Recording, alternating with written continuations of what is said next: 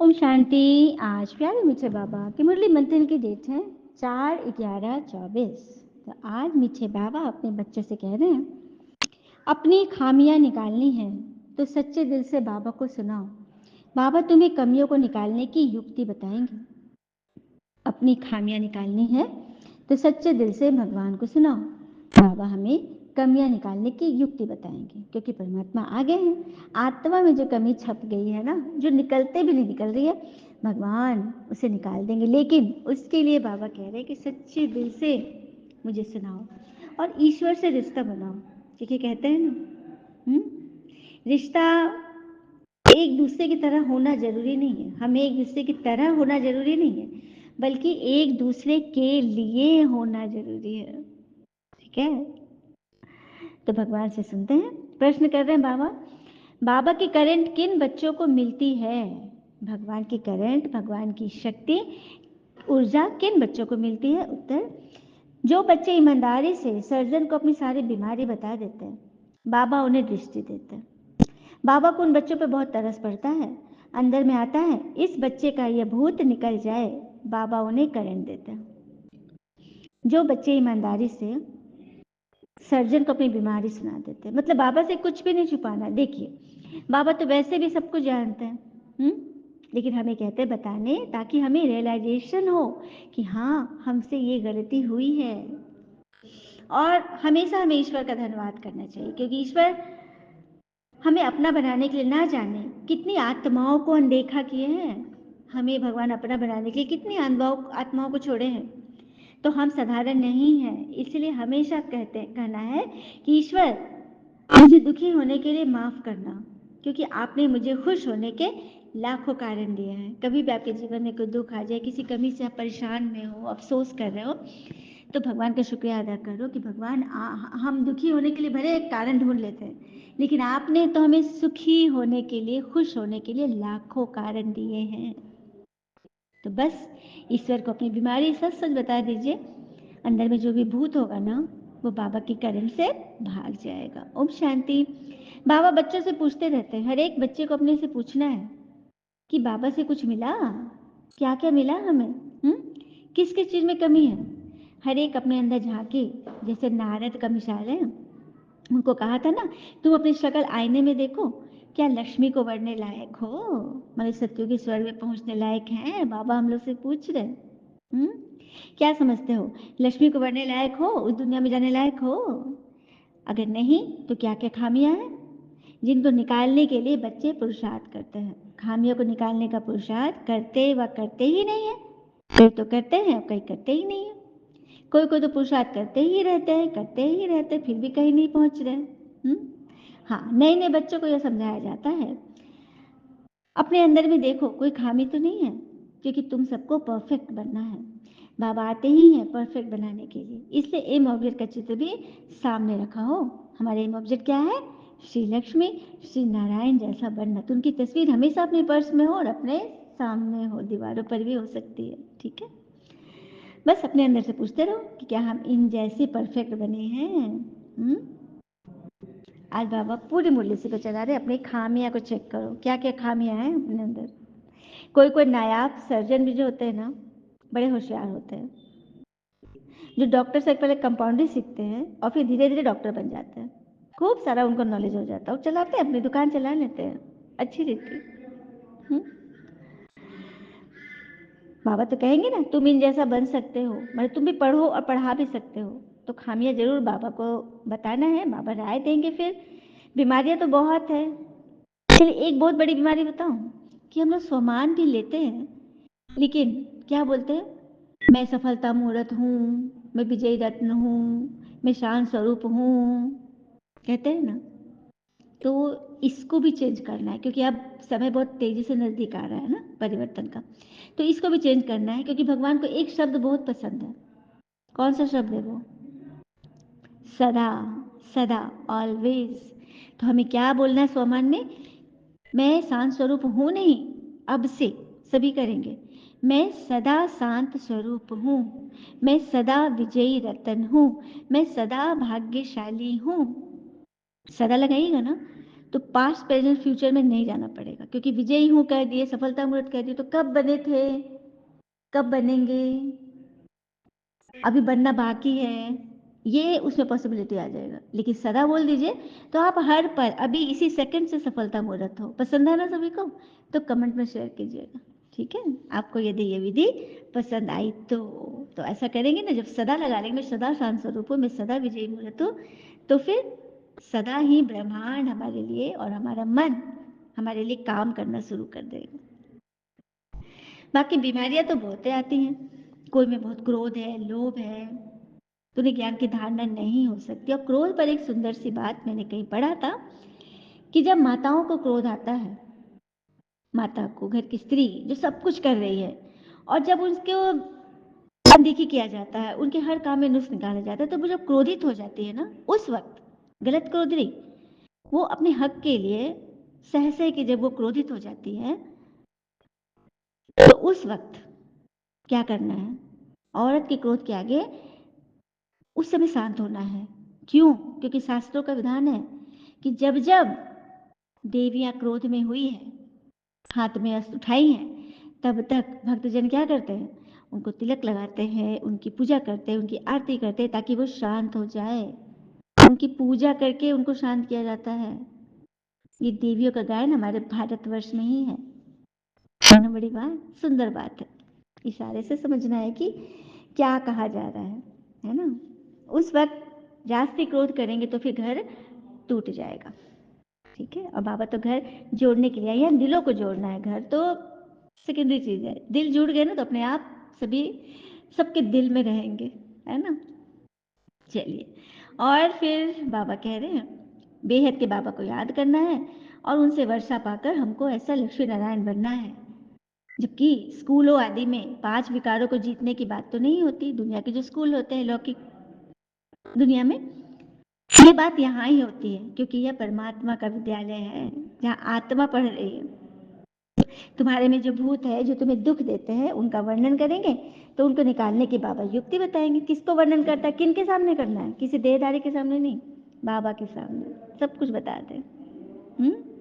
भूत निकालने वालों के आगे वर्णन किया जाता है। जो जो भूत निकालने वाले हैं, जो निमित्त है, उनके आगे वर्णन किया जाता है। कहीं और 4 जगह करेंगे तो वो भूत और बढ़ेगा, भूत को गुस्सा आएगा, ओ मेरी निंदा करा रहा है, रुको मैं बताता हूँ, है ना? और ही तेजी से वो पकड़ेगा। तो पहले तो देखना है कि हमारे अंदर कौन सा भूत है। अब बाबा को सब राय दे दो। इसलिए बाबा समझाते हैं अपने को आत्मा समझ, दूसरे को भी आत्मा समझने की प्रैक्टिस डालो। इसी युक्ति से तुम्हारी बीमारी व भूत निकल जाएंगे। और हम सब आत्माएं हैं, तो हम आत्मा भाई भाई ठहरे ना। यहाँ शरीर तो है नहीं, सभी आत्मा है, और सबको पता है हम सब वापस एक साथ ही जाने वाली, इकट्ठे। तो अपने को देखना है कि हम सर्वगुण संपन्न बने हैं, नहीं तो हमारे में क्या अवगुण है। देखे, अगर सर्जन से छिपाते रहेंगे तो फिर सर्जन क्या कर सकते हैं? क्या करेंगे? कई आत्मा बाबा को याद करती हो, कहती बाबा आप कितने मीठे हो, हमको क्या से क्या बना देते हो। बाबा को याद करते रहेंगे तो भूत भागते रहेंगे। कोई ना कोई तो भूत है जरूर, ठीक है? भूतों को भगाने वाले एक ही पिता है जो युक्ति से भगाते हैं। समझाया जाता है ना, इन 5 भूतों को भगाओ। फिर भी सब भूत नहीं भागते, कोई में विशेष रहता है, कोई में कम। किसी में बहुत ज़्यादा होता है भूतों की प्रवेशता, किसी में कम, लेकिन है तो जरूर। बाबा देखते हैं कि इनमें यह भूत है। बाबा तो सबकी चेकिंग कर लेते, बाबा तो सबकी रिपोर्ट जानते हैं कि किसके अंदर कौन सा भूत है। हम ही नहीं जानते कि हमारे अंदर अभिमान का भूत है। निकालो उसको। और कहते हैं ना, कुछ लोगों को यह कहते सुना होगा कि जो अच्छे लोग हैं उनके जीवन में बड़ा संघर्ष आता है, और जो बुरे लोग हैं बड़ा ऐश मौज से रह रहे, महलों में रह रहे, कोई उनको दिक्कत ही नहीं है। तो इसका आंसर बस यही है। पिछले समय में चलिए, राम जी, रावण के पास सब कुछ था, प्रकृति उसकी सेवाधारी थी, सोने के महल था, लेकिन अंत क्या हुआ? और राम जी जिन्होंने वनवास से हैं, उनका अंत क्या हुआ? उसी तक कंस के पास भी सब कुछ था, श्री कृष्ण को तो वनवास झेलना पड़ा, कैद में थे, और फिर सब तरफ वो कलंक और इससे ही लिप्त रहे। और फिर कौरव कौरव जो महल में रहते तो पांडव जंगल में उनको तो सुई के बराबर भी जमीन नहीं मिली थी, लेकिन अंत क्या हुआ? उन लोगों का क्या अंत हुआ जो मौज में जी रहे हैं, गलत कर रहे हैं, उनका अंत क्या हुआ? और जो सत्य के राह पे थे उनका अंत क्या हुआ? तो संघर्ष के द्वारा ही हम विजयी घोषित हो सकते, क्योंकि सत्य हमारे साथ है।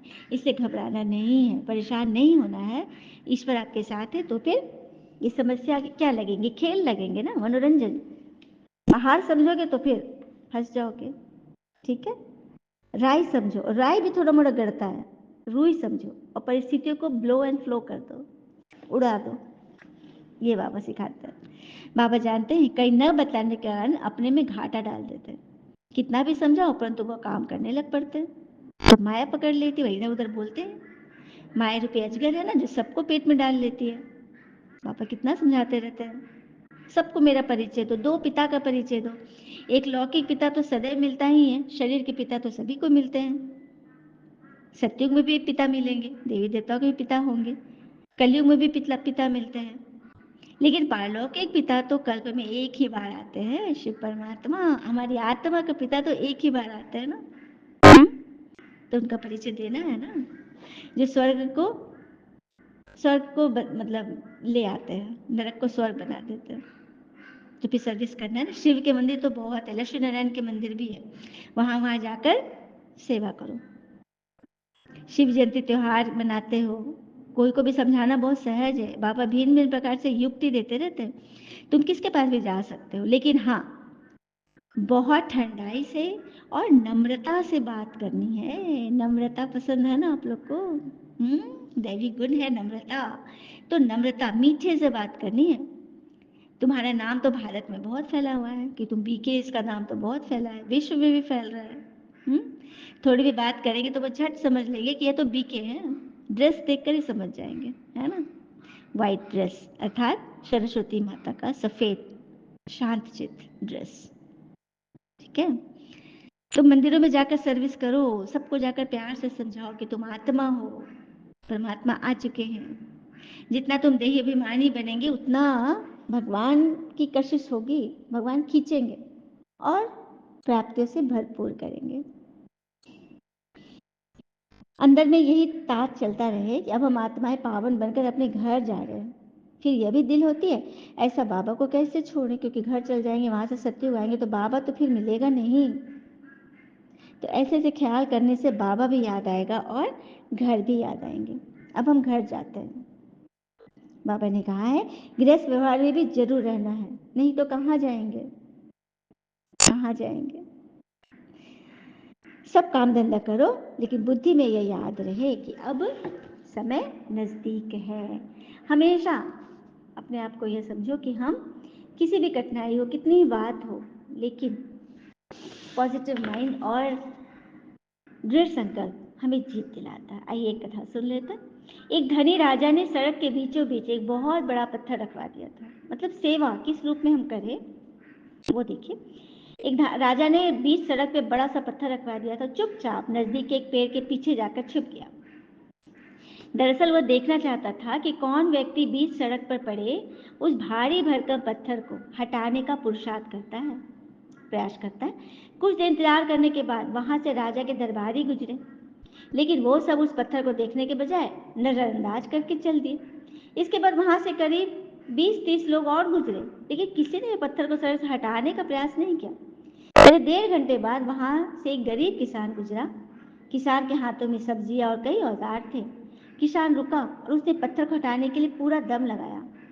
आखिर वह सड़क से पत्थर हटाने में सफल हो गया। पत्थर हटाने के बाद उसकी नजर नीचे पड़े एक थैले पर पड़ी। पत्थर के नीचे एक थैला था, उसमें कई सोने के सिक्के और जेवरात थे। उस थैले में एक खत भी था जो राजा ने लिखा था कि यह तुम्हारी ईमानदारी, निष्ठा, मेहनत, अच्छे स्वभाव और सेवा का फल है। देखा, जीवन में भी इसी तरह की कई रुकावटें आती हैं, उनसे बचने के बजाय उनका डट कर सामना करना चाहिए। मुसीबतों के डर कर भागे नहीं, उसका डट कर सामना करें, क्योंकि उन मुसीबत के भीतर खजानों का लिफाफा छिपा है, परिस्थितियां छिपी है जो हमें बहुत आगे बढ़ाने के लिए वो कवर अप की हुई है परेशानियों से। ठीक है, पहचाने इसे। और हर बात में कल्याण समझे आगे बढ़े। फिर आगे बाबा कह रहे हैं, तो तुम बच्चे सर्विस का अच्छी शौक रखो, अच्छी रीति शौक रखो तो बाबा भी याद आएंगे। यहाँ भी मंदिर आदि बहुत है। तुम योग में पूरा रहकर किसको कुछ भी कहेंगे तो तीर लगेगा। योगी बच्चों का तीर लगता है। तुम बहुत सर्विस कर सकते हो, कोशिश करके देखो, पर तू पहले अपने अंदर को देखना। हमारे अंदर कोई माया का भूत तो नहीं है, किसी नाम मान शान के हम डर में तो नहीं है। डर भी बेकार है किसी बात का क्वेश्चन, ठीक है। उससे बच्चों, बाबा ने तो बच्चों को होशियार बनाया था। अच्छे अच्छे बच्चे जिनको सर्विस का शौक रहता है वो गांव गांव में भी जाकर सर्विस करते हैं। चलिए गांव की सेवा, एक आत्मा ने कहा था दीदी गांव में सेवा है, तो देखते हैं कब मौका मिलता है, ठीक है। सब जगह सेवा चलनी चाहिए ना बाबा की सर्विस। हम जिस भाइयों की सेवा करो, charity begins at home. Service का शौक बहुत चाहिए, एक जगह ठहरना नहीं है, चक लगाते रहें। टाइम तो बहुत थोड़ा है ना। अच्छा, मीठे मीठे बच्चों प्रति भगवान की नमस्ते। हम बच्चों की भी प्यारे बाबा को नमस्ते। धारणा के लिए मुख्य सार, पहले पॉइंट, कम से कम 8 घंटा बाबा से रूहान कर बड़ी ठंडाई व नम्रता से रूहानी सर्विस करनी है। कम से कम 8 घंटा बाबा से रूहान करें, तो 8 घंटा सर्विस करें, 8 घंटा नींद लें, बाकी 8 घंटा